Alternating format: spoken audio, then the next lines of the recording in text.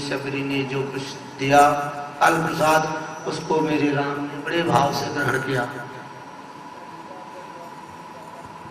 और मेरे भैया लक्ष्मण जी उस बेर को थोड़ा खाने में सब चाहते हैं कि बढ़िया किस तरह खा करके रखी है, इनका जूठा मैं कैसे खाऊं। राम जी के सामने हाथ में तो ले लिए हैं, परमात्मा उसकी बखान कर रहे हैं, और मेरी मैया लक्ष्मण चुपचाप पीछे फेंक लेते हैं। कहा जाता है भगवान राम ने मन ही मन में इनको बोल दिया कि आपने मेरे भक्त का अपमान किया है, इसका बहुत बड़ा नतीजा होगा। ये जब आप ग्रहण करोगे पुनः एक वैद्य के द्वारा खाओगे, जब आपके प्राण बचेंगे। ये कथा मानो में यहाँ ये बतला रही है कि भगवान के भक्त का अपराध कर देने से परमात्मा जो करता है उसको पहले दुख देते हैं और फिर उसी के द्वारा क्षमा करा के तब उसको मुक्त करते हैं। परमात्मा से आपकी कोई गलती हो जाए कोई बात नहीं, इनके भक्त का हम अपराध ना करें। रामचरितमानस में कई जगह ऐसे आए हैं जहाँ पर भक्तों की बड़ी विशेषता नारायण ने स्वयं दिया है। फिर जलपान तो ग्रहण के जो कुछ काय के समय बीता, परमात्मा कहते हैं कि माता को सारी नवधा भक्ति का ज्ञान कराने के पश्चात आज सभी माता भगवान के चरणों में नमन किया, और नमन करते हुए साक्षात इस शरीर को योग अग्नि के द्वारा परमात्मा के यहाँ भेज दिया। नारायण ने अपने लोक को भेजा। जब सभी माताएं धर्म को ही तो भगवान राम वहां से आगे प्रस्थान करते हैं। बाबा गोसाई कहते हैं चले राम त्यागा वंशो, वो स्थान भी त्याग दिया, आगे चलने लगे। कुछ दूर पहुंच रहे, यहाँ पर एक विरह की बात मेरी परमात्मा लक्ष्मण से बताया कि हे लक्ष्मण देखो कितना समय हो गया, तुम्हारी भाभी सीता हमको नहीं प्राप्त हो रही है। ये पौधे पेड़ हमको देखकर मानो हमको शर्मा रहे हैं, एक डाली दूसरे डाली से मिल रही है, तरह तरह की मन सुगंध हवा चल रही है, और आज सीता के बिना हमारे अंदर विरह कैसे हो रहा है, जबकि हमारे रघुवंश में ऐसा कोई स्वभाव नहीं है। मानो हम स्त्री को साथ लाए हैं, उसका दुख पा रहे हैं। कुछ स्थान पर स्त्री को साथ नहीं रखना चाहिए, यहाँ पर राम कहे। और लक्ष्मण जी को बहुत सख्त उपदेश दिए। वहां जंगल में तरह तरह के पशु पक्षी कलरव कर रहे हैं, बोलियां बोल रहे हैं, उनके बीच में आज मेरे परमात्मा एक शिला के ऊपर बैठे हुए हैं और लक्ष्मण जी को ज्ञान उपदेश दे रहे हैं। बहुत ही महत्वपूर्ण बातें हैं कि व्यक्ति को अपने जीवन में क्या करना चाहिए क्या नहीं करना चाहिए। लक्ष्मण को बहुत ही सुबह सत्पदेश मेरे राघव ने दिया है। और सुंदर एक तालाब है जहाँ पर विचित्र जल सरोवर में भरा हुआ है। उस सरोवर में आज मेरे राम जाकर के पुनः स्नान करते हैं, और स्नान करने के बाद पुनः इन दोनों में वार्ता प्रारंभ होती है। ठीक उसी समय देवर्षि नारद जी पधारते हैं। आपको ये कथा मैंने परसों निवेदन किया कि मेरे राम को नारद जी ने श्राप दिया, और उस श्राप को शीश पर रख करके आज परमात्मा उनकी कहने के अनुसार नारी के विरह में दुख उठा रहे हैं। उन्होंने कहा कि तुमने मेरी को नारी के विरह में दुख किया है, मैं तुम्हें श्राप देता हूँ, तुम नारी के विरह में तुम बन बन भटकोगे। तो आज राम मेरी बात को सत्य करने के लिए इस जंगल में भ्रमण कर रहे हैं। ऐसा अवसर क्या पता मिले या न मिले, क्यों ना मैं चल करके दिल की बात करूं अपने राघव भगवान राम जी के पास।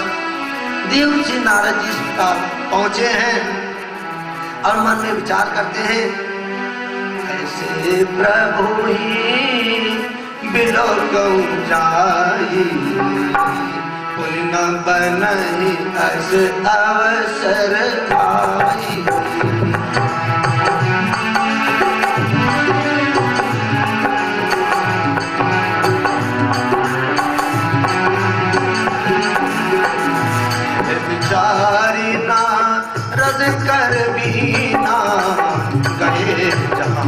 प्रभु सुख आसीना।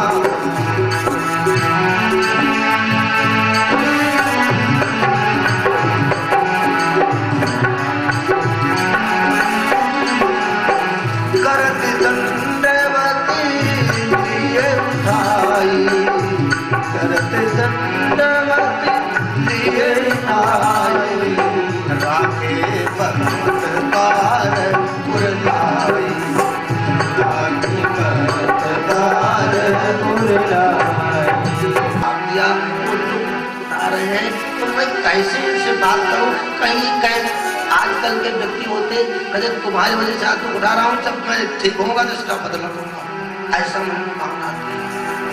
नारद जी मानो संकोच कर रहे हैं और मेरे राम उनका स्वागत करते हैं, जो कुछ उनके पास उपलब्ध है जलपान हाथ कराते हैं और नाना प्रकार से विनती करके उनको प्रसन्न करके अपने उस शिला पर बैठाए जिस पत्थर पर बैठे। अब देव से नारायण जी विराजमान हो गए और मेरे राघव उनसे पूछ रहे कि हे स्वामी विप्रदेव, अब कहो मैं आपकी क्या सत्कार करूं, क्या आपके हृदय के अंदर क्या बात है? क्योंकि मेरे राम सब जानते हैं कि नारद जी इस समय क्यों आए हैं, मेरे से क्या सवाल करना चाहते। ये आरत कांड में बड़ी महत्वपूर्ण कथा है। अक्सर इस कथाओं को हम लोग 6 पद में छोड़ देते हैं क्योंकि बहुत लंबा चाल रहता है। सारी कथाओं का दर्शन कराते हुए पूर्ण किया जाएगा। कथा आधे घंटे लेट हो जाए अलग बात।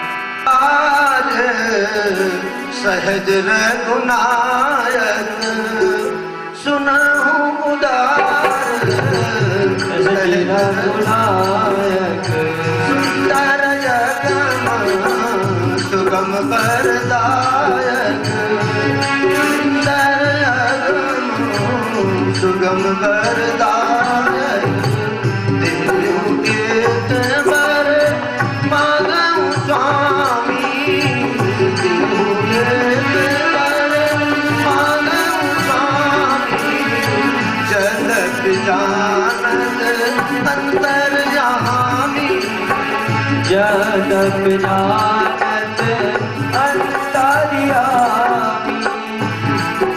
कवन वस्तु रस अति प्रिय लागी, कवन वस्तु रस अति प्रिय लागी, जो मुनिवर तुम सकहु न मांगी, जो मुनिवर तुम सकहु न मांगी।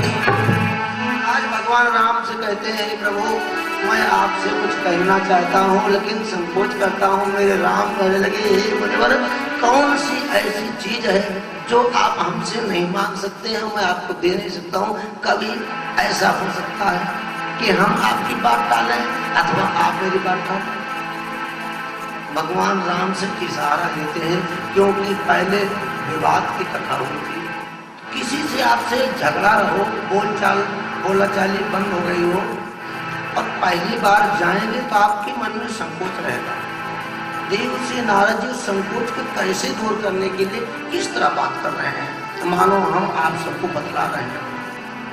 कहते हैं नारद, मैं आपसे कुछ ये कहना चाहता हूं,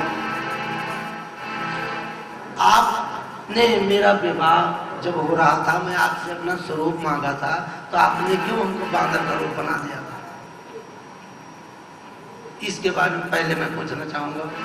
तो भगवान राम कहने लगे कि जैसे एक व्यक्ति के यहाँ कोई 2 संतान है, एक समझदार है अब एक उतना चालाक नहीं है, तो जो बच्चा छोटा है उसकी माँ जब तक वो जानकार नहीं होता है उस पर ज्यादा ख्याल रखती है। एक गाय अपने बछड़े को जब तक वो दूध पे आश्रित रहता है, सुबह शाम दोनों समय ध्यान करके उस बछड़े को दूध पिलाती है। लेकिन वही बछड़ा जब दूध पीना छोड़ देता, बड़ा हो जाता है तो उसकी परवाह नहीं करती, दूसरा बछड़ा होता उसका ध्यान रखती है, उसको भूल जाती है। तुम्हें मैं तुम्हारे अंदर कुछ संकोच था, कुछ गलतियां थी, उसको दूर करने के लिए हमने सारा काम किया हूँ। अब तुम समझदार हो तो आपसे मैं क्या बताऊँ। बहुत ही पंडितों वाली ज्ञान वाली बात कहा। फिर उसके पश्चात में कहने लगे हे नाथ मैं आपसे कहता हूं कि आपके अनगिनत नाम इस संसार में होंगे, परंतु मैं ये चाह रहा हूं कि आपका राम का जो नाम है कलयुग में अगरूपी पक्षियों को मारने के लिए पूरे संसार में विख्यात हो, ऐसा मैं चाहता हूं।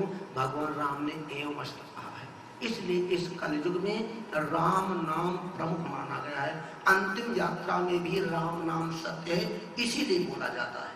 अगर कोई व्यक्ति आपसे पूछे कि वहां पर ओम नमः शिवाय दूसरा मत भी बोल सकते हैं, राम नाम सत्य को बोलते हैं, तो रामचरितमानस आरण कांड में बाबा गोस्वामी जी ने यहाँ बिल्कुल गारंटेड लिखा था।